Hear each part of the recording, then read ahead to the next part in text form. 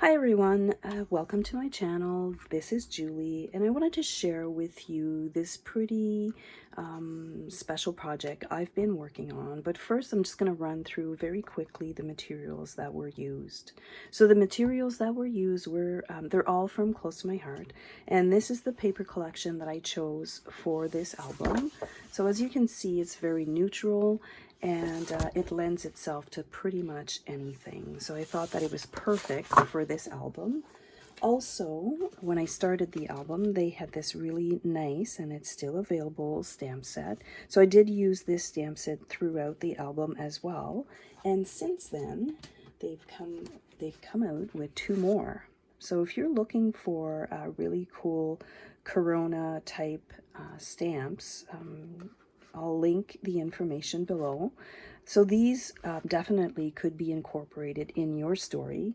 But as I said, I started this a little bit like a few months earlier, and so this was the one that I had available. For embellishments, I kept it very simple, so I just used the white dots.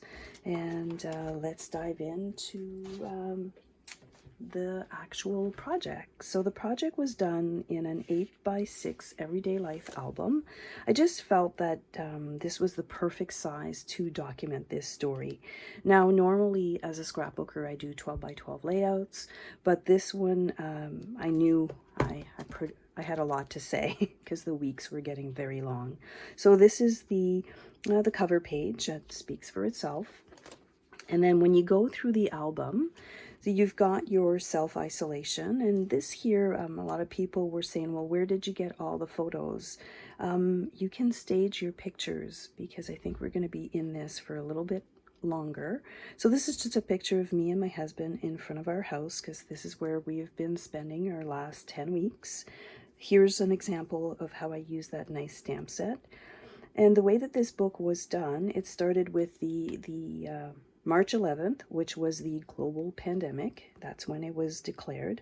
And then on the 12th, our schools here closed, and our Prime Minister's wife was diagnosed with coronavirus. And then very early on in the game, so this is March 13th, the toilet paper was disappearing, the shelves were getting really bare, and on the 14th it was we were told to stop traveling. And a nice thing that happened, my little nephew was born. This was here my page. This is like my aha moment. This is when I realized how serious this was. I was taking a walk, clearing my head, and this beautiful rainbow just appeared. And I had heard on the news that they had shut down Walt Disney World. And I thought, oh my gosh, they're closing down Walt Disney World during March break. This is serious. So these are I call them my designer pages. So all of these are Cricut cuts, and they come in the file. And then the book goes from day to day to week. So week 1, we started working from home. My daughter was making tons of cookies and baking. This one here is going to be where I'm going to add my journaling. I didn't do my journaling for this video. And then here, obviously, the toilet paper. You cannot have a documented story without talking about the toilet paper shortage. And I could not find any hand sanitizer. So I ended up making my own. I found a recipe online. And this was week 2, and a local photographer took these pictures, and I will put his name down because I absolutely have to give him credit. This is the Queensway, so this is the main highway where I'm from, and it's completely empty. This is the road that I normally take to go into work, and so this is a Canadian-based fax, and I'm from Ottawa, Ontario, so this is the local sign that we have, and usually you have to fight to get a picture of this sign, and as you can see here, there's no one in sight. This is our marketplace, which is usually wall-to-wall people, and as you can see here, there's no one there. And so I started earlier on doing my online crops. So this has started as early as March 22nd. And of course, like everyone else, we were baking bread. And I'm probably one of the first, or several of us ended up having birthdays on Zoom, and it was actually really nice to get a few friends together. So I have a few scrapbooking friends, best friends. I've got two of my directors, my day director and my night director, here on the call, and it was just really nice to kind of see people, because by this time it was only week 3, but little did we know. It also became very apparent that we were running out of PPE. So some of these pictures here are from the internet. So I don't know who took the pictures or the illustration, but I did go on the internet and I did type things such as PPE shortage or frontline workers, and I came up with a few pictures that are just supplementing my story. Here I live very close to another province, and they decided that they were going to close the bridge to go back and forth. So that was interesting. And then here in Ontario, it took them a while to get started on homeschooling, and my daughter was, as you can see, not impressed. And like many of you, I'm sure that Easter was not the same this year. And yes, I started playing with filters because, you know, got to occupy my time with something.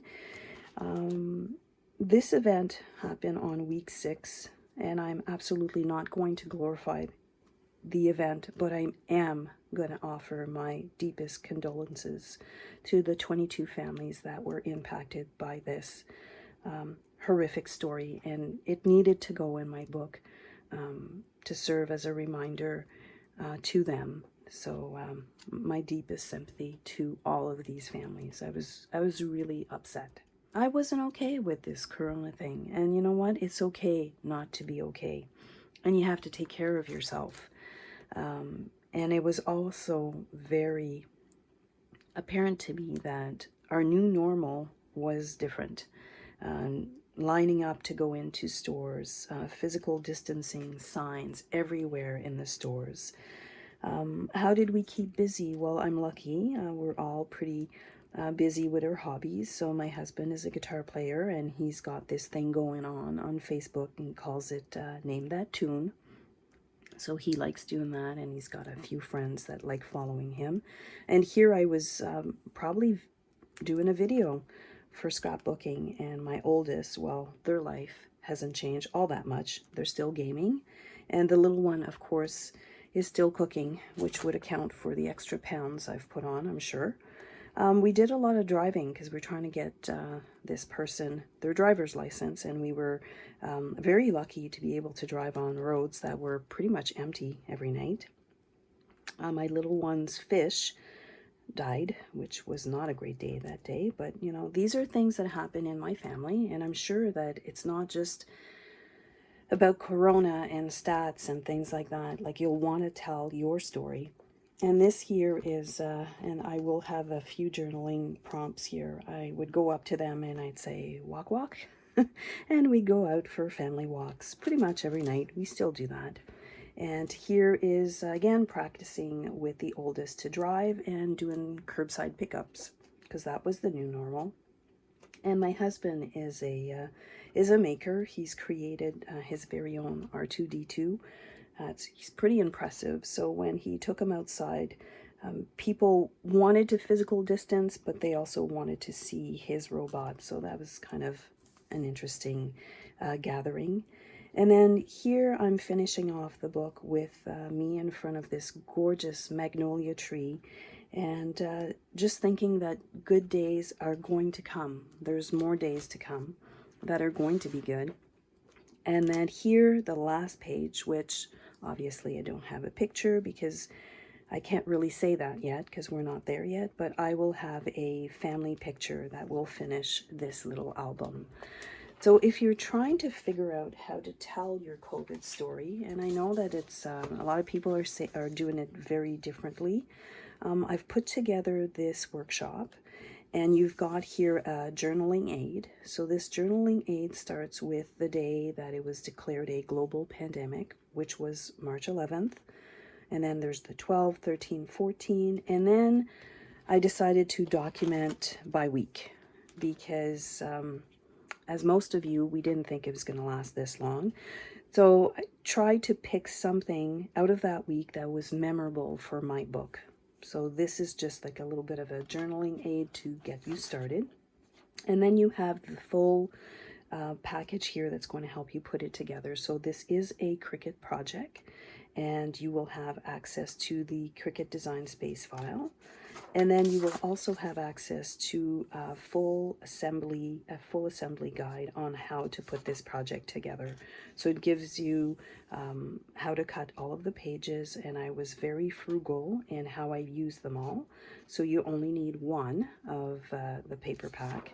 And then of course you need the cardstock. And here I'm showing you that your story might be different than mine. I did not have to quarantine, but if you were traveling before all of this hit, you may want to add in here a page about you coming back and self-quarantining. If you don't have children, that the schooling at home did not impacted you, then you may want to put something like a staycation because you had to cancel your trip. So many people I know had to cancel their trips.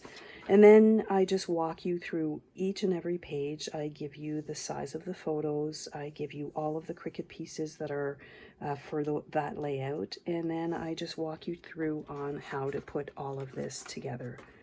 So if you're looking for an easy to follow instructions on how to put your COVID-19 book together, I'll link all of the information down below.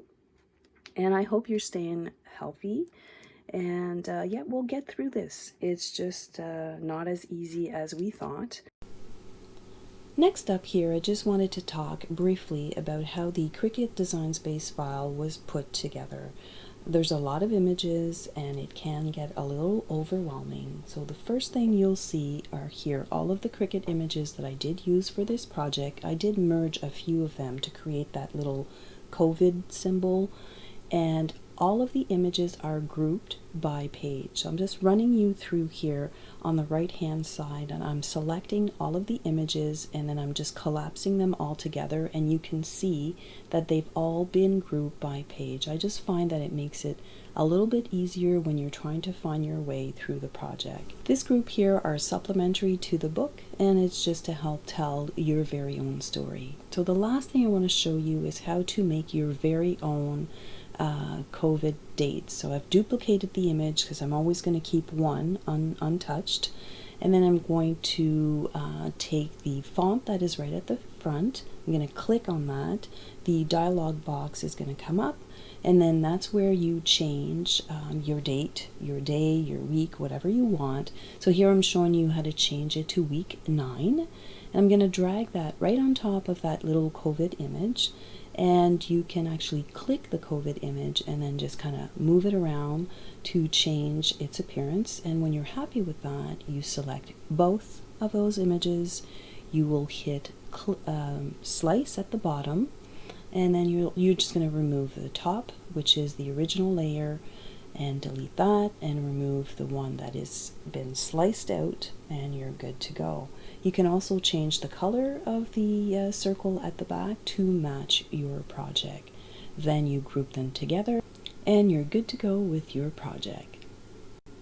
I'm going to leave you here with a few still shots of this project. Thank you so much for allowing me to share my COVID-19 story with you, and I hope that I've inspired you to create your very own.